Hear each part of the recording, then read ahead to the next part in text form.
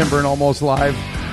We're at the Toronto Construction Association office. Ironically, I think your Construction Association office is in Markham, Richmond Hill. Richmond Hill. It's Richmond Hill, on the border of Markham. I'm with the president of the association. Is that the right title for you, sir? Yeah. Mr. John Mullenhauer. Funny enough, the Byrne family, my background, actually has worked with the Mullenhauers for almost 40 years ago. Ooh. It's a small world. We're all connected. Yeah, it is all connected. You worked in the construction industry 40 years ago, actually at the field, like in the job, like I did. I started a very long time ago. I started until I graduated from engineering in 1977. I started in the field, so as a laborer initially. But you were running the job at 13 or 14 years old. I can remember me as a kid, and you and I are about 10 years difference, and I can remember you being in your 20s. Yeah. Yeah, I started as a project manager. I think I project managed a project when I was 17. True family business, right? Yeah. Right? That's exactly how it's done, right? That's right. You probably learned more from that than you did from... It wasn't competency-based at the time. It was profit-based. You were really cheap labor. That's what you were, right? I was Same cheap with me. labor. Yeah. We were cheap labor at the time. Thanks for coming on. My pleasure. It's ironically, the last 10 months of doing this podcast has been the biggest challenge is actually finding guests with some kind of competency that can actually talk about the industry. How long have you been the president of the Metropolitan Toronto Construction Association? I have been the president for 13 years. What drove you here? That's a very good question. I didn't come looking for the job. They actually approached me, and I turned it down. I turned it down 2 or 3 times. I remember. What were you doing at the time? I was in construction. Most of my background, as you know, is as a general contractor in a family business. But at the time I came here, I had a little consulting company. And they called and said, "We think you would be a good fit for this job." And but you were already active in the association. You were active in the association that time. I was active in the association. I turned it down a couple of times. I came out for what I thought was just an introductory meeting and found myself in front of a good chunk of their board answering a bunch of questions. And I was en route at the time to Scotland to play golf with a bunch of guys from Toronto Golf Club. We did that every 2 or 3 years. And I told them I would think about it during the golf trip. So as we were chasing a little white ball around a field, I gave some thought to what this opportunity might look like and decided it might be fun. Committed to stay at least a year, and 13 years later, I'm loving it and can't imagine doing anything else. Okay, but being inside of an association, especially one of this, I mean, I'll be honest, Toronto is right up there with the New Yorks and the Chicagos and the LAs, big metropolitan areas. It's a big city. Well, for a short time, we were a busy market, busier market than New York, and we were arguably the busiest construction market in the world for a very short time in the wake of that global economic meltdown 2008. Yeah, Toronto survived a lot better than other economies. The reason Toronto was so busy, or Canada was so busy in the wake of that meltdown, is that our conservative banking system had made it possible for us to fare reasonably well in that meltdown. And so we were prospering when other countries were recovering. Sure. Ironically, the conservative up becomes a conservative down. Right? When you're aggressive up, it's an aggressive down. And so the Canadian banking system is very conservative. So it doesn't fall as hard. It wasn't always very conservative. So in 2008, when the downturn, the global meltdown occurred, our conservative banking system allowed us to fare well through that meltdown. But if you go back to the recessions that occurred a decade earlier, we were actually, our banking system was pretty aggressive, which accounted for why 7 of the 10 biggest development companies in the world were based in Canada, and 6 of those 7 were based in Toronto.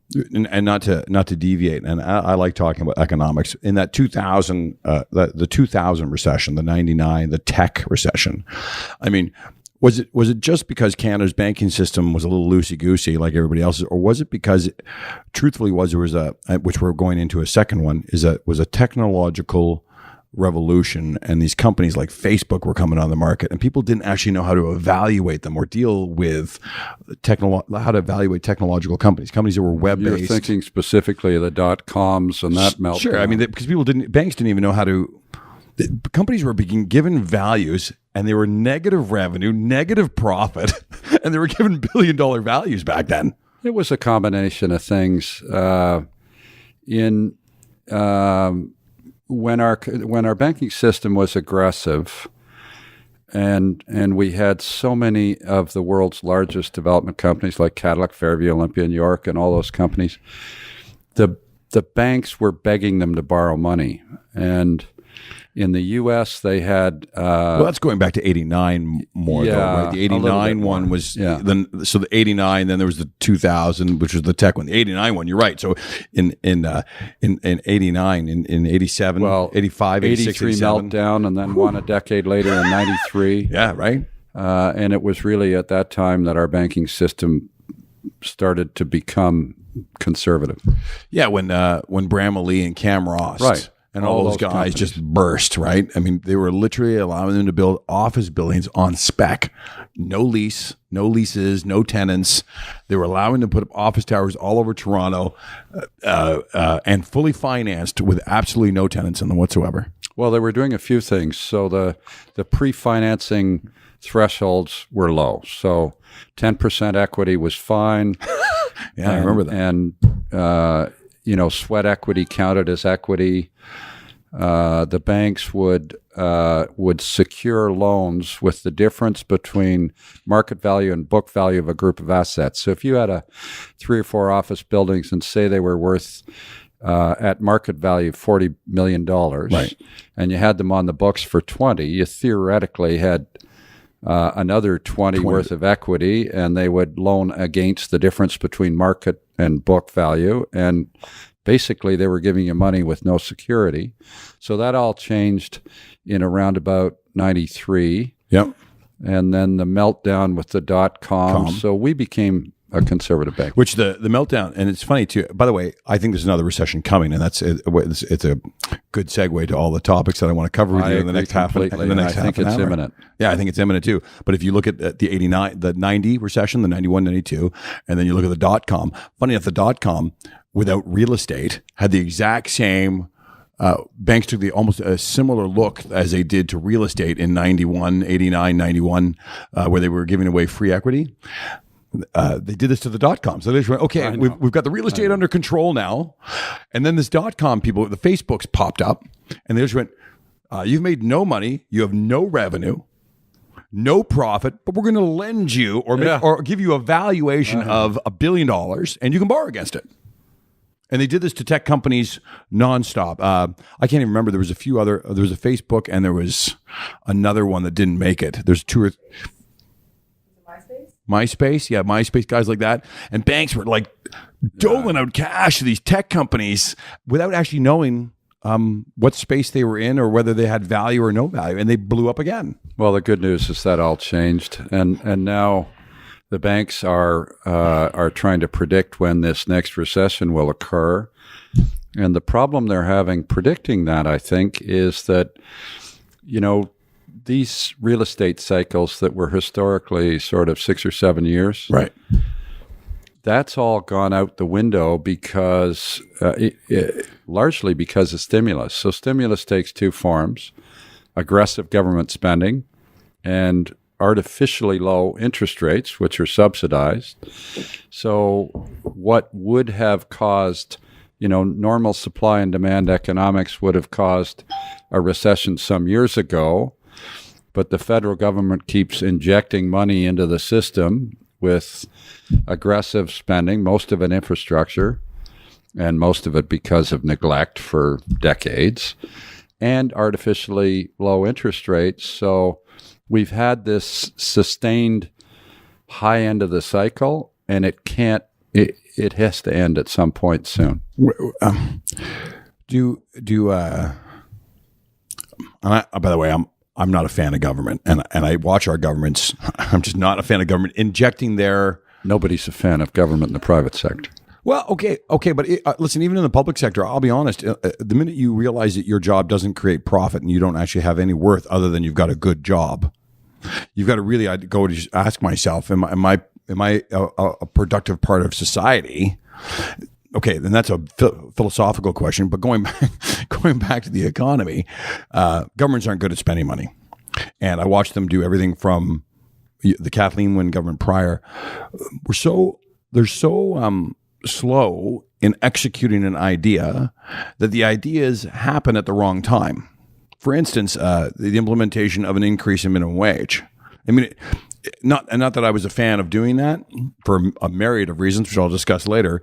But it should have, if you were going to do it, you would have done it because government takes a year or two to get anything off the ground. You should have done it 3 years ago on the way up, not on the top of the pitch. This goes with interest rates. Interest rates should have went up 3 years ago, not now as we crossed over the hump. Where they're so behind. Two completely different issues. One is the effectiveness of their spending, and I agree with you. It's been poor, and in part that's because they're so bloody slow. And that's no surprise. They're government. Private sector moves quickly. Government moves slowly. That's to be expected. But notwithstanding that, in the province of Ontario, we are at the latter end of a run of very aggressive spending. And what it's done for Ontario, if the numbers that were published the other day for Ontario suggested that our debt in Ontario is about $347 billion. And if you read the article in the Globe, and I believe it, it said that we had in Ontario the highest subnational debt of any jurisdiction in the world. So we are, by any private sector standard, bankrupt. So imagine $347 billion in debt. And what's interesting is that when the Auditor General did a review last April, they suggested that the numbers that the government was publishing around debt were all lowballed, and by billions. And they used 2 or 3 examples in the article that I read in the Globe. But if you go back to that report and look at Bonnie Huzit's, the Auditor General's review of our numbers, the $347 billion is actually low. You're making my mouth go dry, eh? I know it's depressing. As a private, no, it is depressing. Yeah, the number one thing governments don't do well is spend money. I'm not sure why we let them spend money. We should actually be some way or another of saying you're not allowed to be involved in creating jobs or you're in charge. Government should be in charge of essential services. Healthcare, making sure that we're safe on the streets. But when they're involved in economic policy, A, they're late, and B, they do it poorly. They're always late to the party. Always. I've never seen the government make a decision in advance of a challenge forthcoming. Interest rates going up and minimum wage and the changes that happened in the last year. I mean, we're heading to a recession. Everybody knows it. I mean, you can't be stupid enough not to see that it's going to be a continental recession. I'm not sure how hard Toronto will be hit. Now, do you ever meet the premier? Do you ever meet the mayor? Of course. Yeah.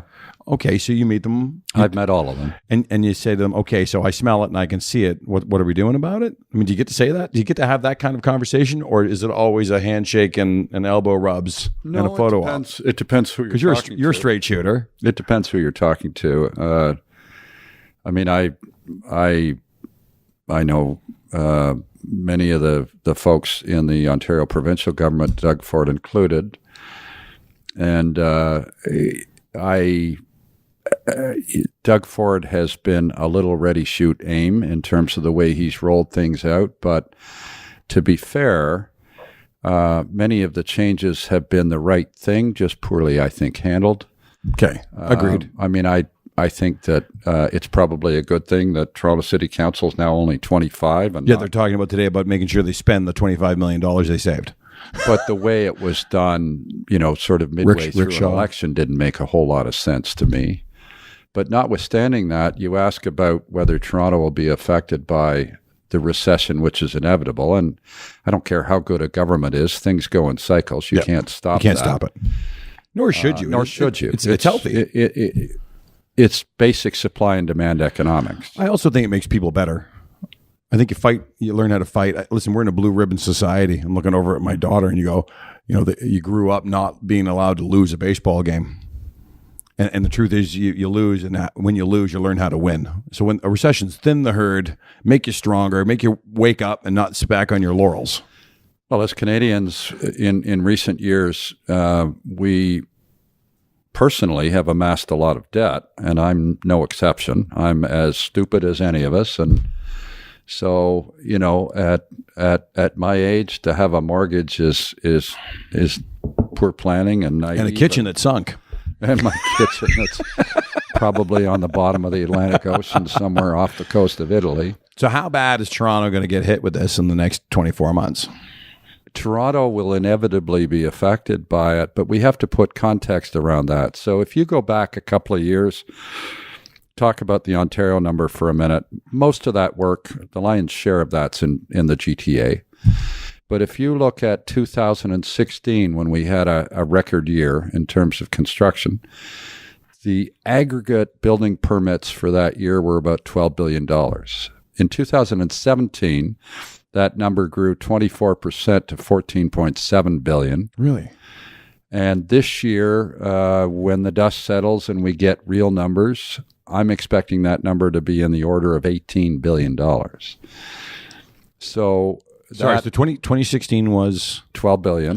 2017 grew to $14.7 billion. In 2018? And I'm guessing that it will be somewhere in the $18 billion range when you aggregate all the permits. Gotcha. In Ontario. Yep.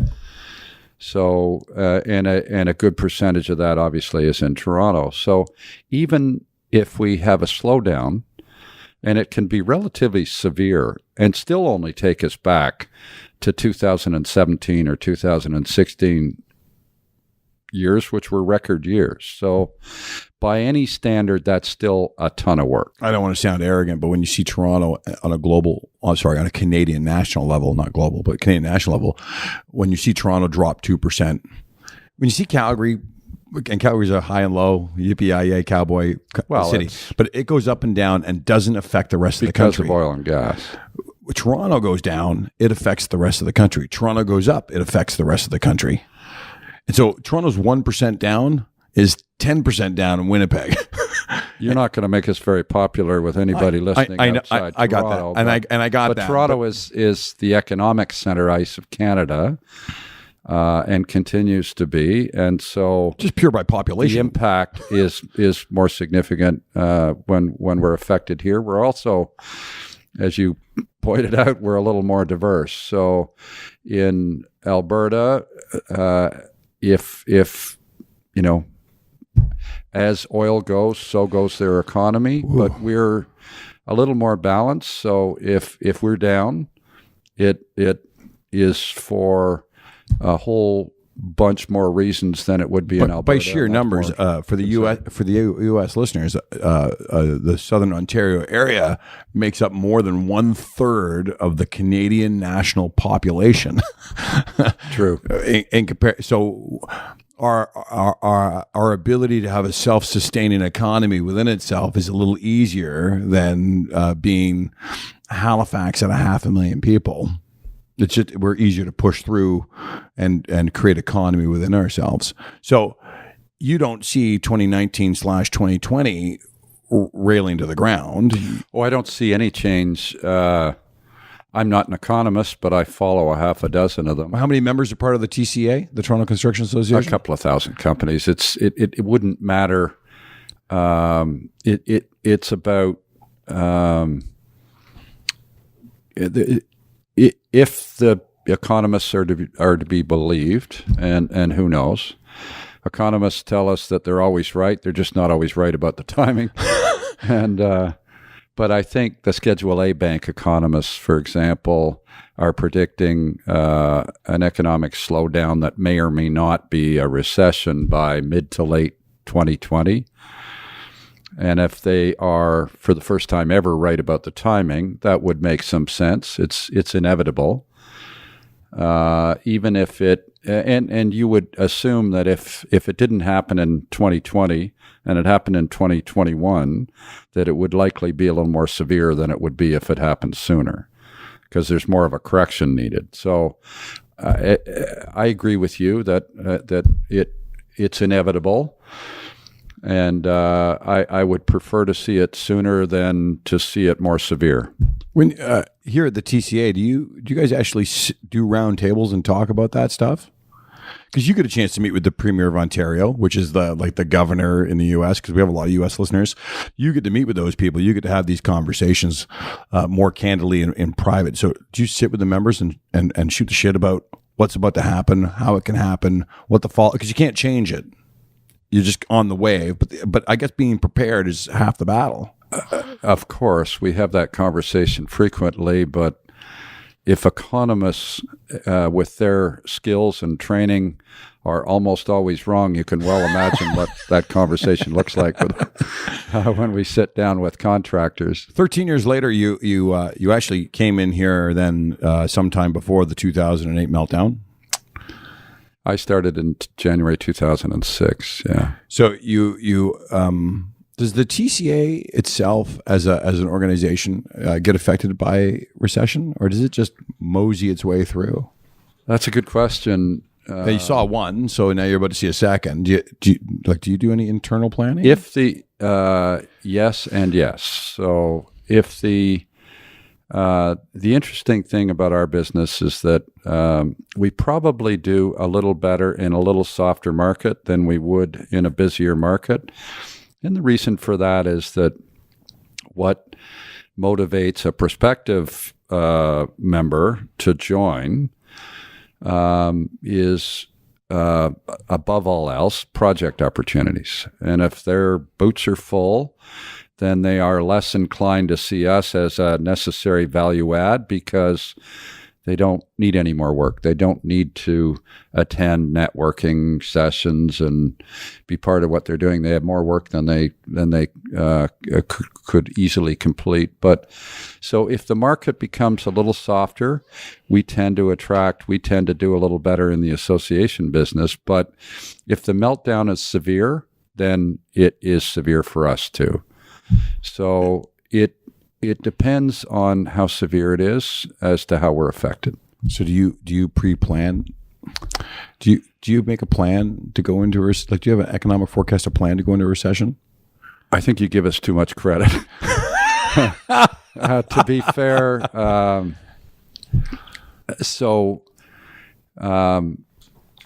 we're a not-for-profit, but we're still a business. So the answer to your question is that it is reasonable to assume that we will have good years and bad years, and strategically, it makes sense to be prepared for the bad years. So, when I joined TCA, the lion's share of our aggregate revenue generation was from membership dues, and we don't rely so heavily anymore on membership dues for our total revenue base. So we have a rainy day fund that will help see us through difficult times. We have revenue sources other than basic membership that help. So we look for opportunities to help our members, but we also look for revenue generation opportunities to help us sustain a downturn.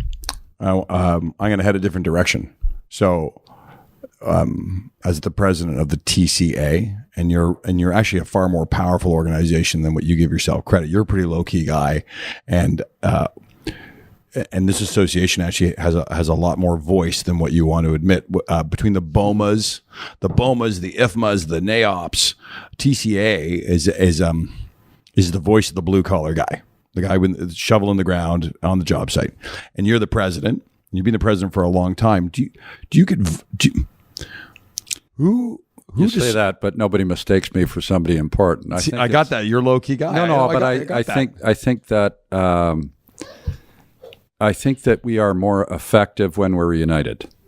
So, for example, when the industry was looking for prompt payment because the Lean Act, contractors could literally not survive 90, 100, 120 day year payment. I did a year for $1 million. So when our voice was united as a group, so we had literally all of the associations looking for the same things, some a little different perspectives. So general contractors, for example, didn't want to get caught between a rock and a hard place. Between the owner and the trades. Well, but they didn't want to have to. They didn't want to be obligated to pay trades when they hadn't been paid. So that problem had to be sorted out, and the government, I think, made the right decision when it brought. When the Liberal government brought Bruce Reynolds and Sharon Vogel in and decided that they would begin that process with a consultation. So they actually conferred with industry and paid attention to what we thought would work and what wouldn't work. That dialogue allowed us to overcome something we've never had in Ontario. So at the end of that 20-year-long process, we ended up with Bill 142, and that's a great thing for the industry. So that was a long time in the making. It was 20 years in the making, basically. But as it relates to associations and how effective they are as communicators and how inclined the governments are to listen, it really depends on whether we're all conflicted in our messaging. If we're all asking for something a little different and they're not sure what we want, then they're less inclined to react. On prompt payment, we were united. There were some issues. Some of the residential owner builders were less excited about prompt payment. Some of the generals were concerned they'd get caught between a rock and a hard place. But ultimately, we all wanted to see the industry do well, and that meant we had to get paid a little sooner. You're a low-key, powerful guy. You don't even realize it, but you are. You have a presence about you, and you have an opinion, and it's what's lacking in leadership. So being the leader of the Toronto Construction Association and having an opinion, that's a big deal. I sit with other association presidents, and they're not as opinionated because they want to try to keep the public all at bay. And you are like, no, let's do a cut and dry. That's actually my lack of filter, which isn't always a good thing. This has been Coffee Time with Tim Byrne and John Mullenhour at the Toronto Construction Association's head office. John, thank you so much. No, it's dynamic. I hope your kitchen floats over and shows up at the coast. God, I need it. Ladies and gentlemen, if you're listening to this, enjoy your drive home. You can find me on LinkedIn. You guys have a website. What's your website? TCAconnect.com. TCA Connect, no period. TCAconnect.com. How much is it a membership? About $1,000. Yeah, it's nothing. Yeah, in business, marketing wise, being able to meet who you meet. And by the way, Alex is probably your biggest fan about coming to the association stuff. She's met a lot of great people here. Why, thank you, Alex. Ladies and gentlemen, you can find me on LinkedIn. You can find me on Instagram, Facebook. A lot of times we're doing this stuff live. We were at PM Expo. We're going to PRSM's National Trade Show in April. And be safe driving home. And remember, if you want to get a Purple Heart and you want to be a hero, you got to shove your head above that foxhole. Have a good night. Take care.